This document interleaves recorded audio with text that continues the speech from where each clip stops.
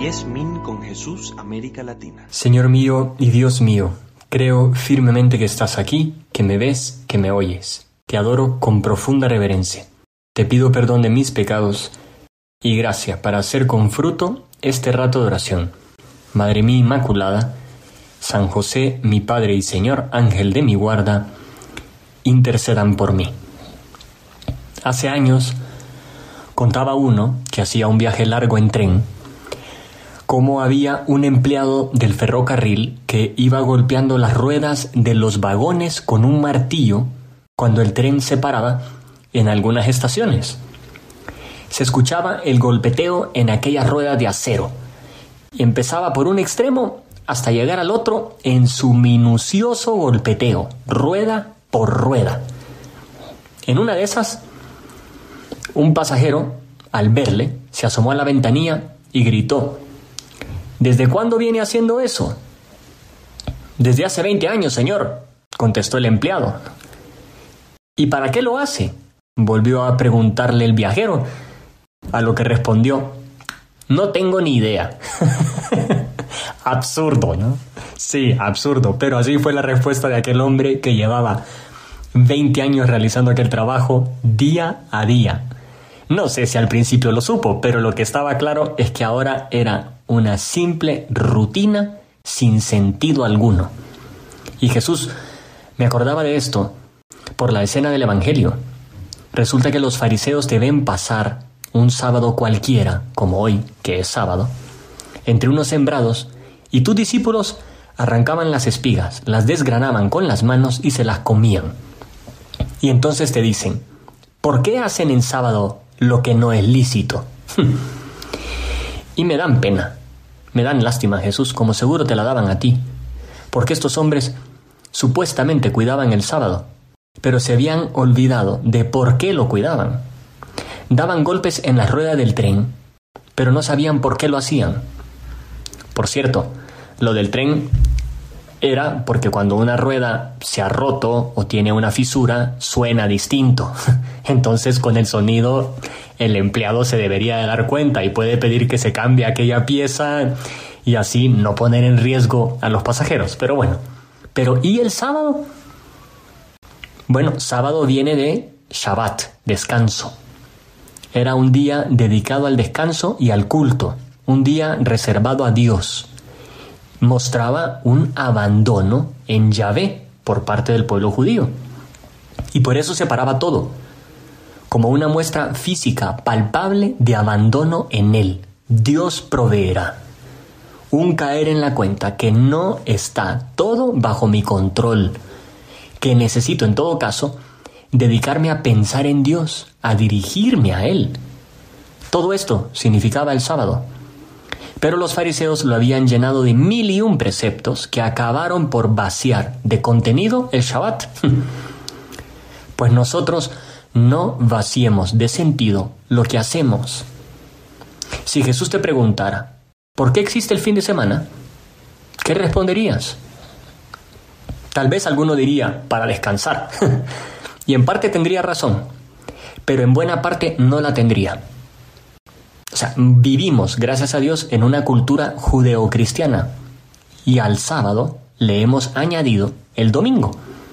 Así hemos creado el fin de semana. Pero las cosas no nacen sin sentido, tampoco se hacen sin sentido. Y Jesús te pregunta por el sentido de las cosas. ¿Por qué el domingo? ¿De qué sirve el domingo? Te comparto el relato de unos mártires.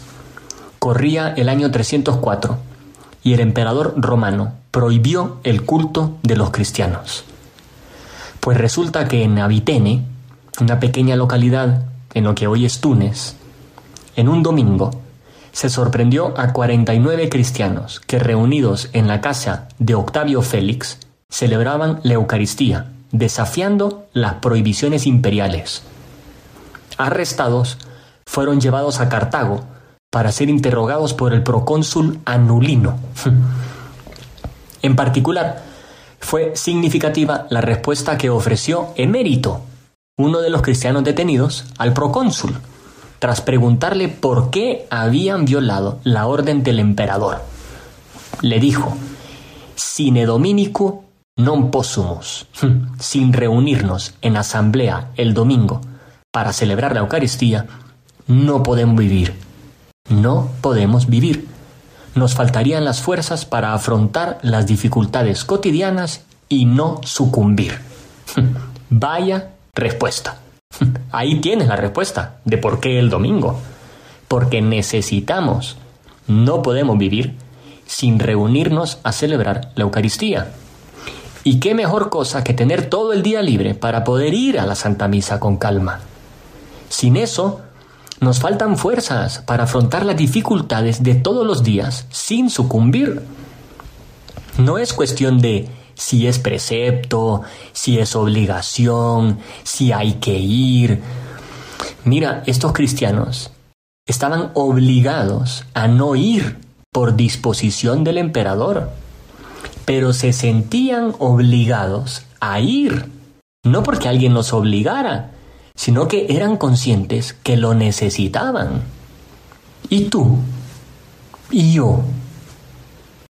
Es más, otro de aquellos detenidos, llamado Félix, le dice al procónsul: un cristiano no puede existir sin celebrar los misterios del Señor, y los misterios del Señor no se celebran sin la presencia de los cristianos.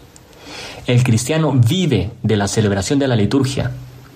Sábete que cuando oigas el nombre cristiano, es uno que se reúne con otros hermanos ante el Señor. Y cuando oigas hablar de reuniones, reconoce en ellas el nombre de cristiano. Bueno, ¿será que a mí se me reconoce como cristiano por mi manera de vivir el domingo? ¿Por el cuidado delicado de la Santa Misa? Excusas puede haber miles. A veces hay gente, no sé, a la que le da pena ir con niños muy pequeños para no distraer a los demás. Todos hemos escuchado a un niño llorar en misa cuando el sacerdote está predicando la homilía, ¿no? Un buen sacerdote contaba de su propia experiencia cómo, en una ocasión como esa, dijo: habemos 2 de nosotros predicando al mismo tiempo en esta iglesia y no sé quién de nosotros está dando el mejor sermón. Cuando un bebé llora en la iglesia, dice 2 cosas. Primero, que hay bebés en la familia.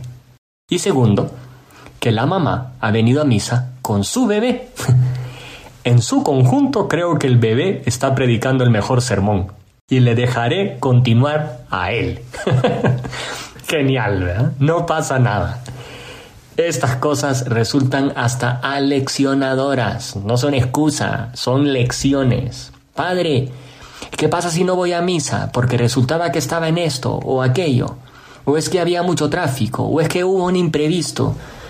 Yo a veces pienso, ¿cómo que qué pasa? Digo, cada caso es cada caso. Pero que no sea el mundo al revés. Resulta que domingo viene de dominico, de domine, que significa Señor. Es el día del Señor. Ese día existe para que podamos dedicarlo a Él. Triste sería que vaciemos de contenido el domingo. Y entonces, sí se puede, y solo si se puede, vamos a misa. Estaríamos dando golpes a las ruedas del tren cada fin de semana sin saber por qué lo hacemos. Piénsalo. Lo necesitamos. Uno de los personajes más curiosos de la historia de España es una religiosa viajera, gracias a la cual conocemos muchas de las costumbres de los cristianos de Tierra Santa del siglo IV. Egeria se llama. Bueno, o así le dicen. Egeria visitó los santos lugares de Jerusalén y escribió un libro en el que describe cómo celebraban el domingo. Comenzaba el día anterior con una vigilia de oración en la que tomaba parte todo el pueblo. Durante la noche se recogían en un clima de oración y al amanecer iban a la misa. Los no bautizados hasta el momento de la presentación de los dones. El resto hasta el final. Antes del alba, la multitud se reunía en el lugar donde fue enterrado y resucitó Jesús para no llegar tarde. Y apenas oían al gallo anunciar el nuevo día, se cantaban 3 salmos y se hacía oración. Era proclamado el Evangelio de la resurrección del Señor. La emoción de las gentes al recordar tal prodigio producía lágrimas en no pocos. Todo duraba hasta las 11 o 12 de la mañana. Muchos peregrinos y visitantes de corazón duro se convertían al contemplar la piedad de los cristianos. Señor, que no seamos nosotros los cristianos del siglo XXI, los que bajemos el listón, los que agüemos la práctica de la fe, que no nos olvidemos que el domingo es un día de especial encuentro contigo, el día de la resurrección, el día del camino de Maús, el día de la confesión de Tomás, Señor mío y Dios mío, el día de Pentecostés, el día en que nace el sol de lo alto, ese sol que eres tú, Señor. Cuando te paras frente al sol, te bronceas, pero cuando te paras ante Jesús Eucaristía, te conviertes en santo, decía Carlo Acutis. Pues díselo, madre mía, yo quiero ser santo. Te doy gracias, Dios mío, por los buenos propósitos, afectos e inspiraciones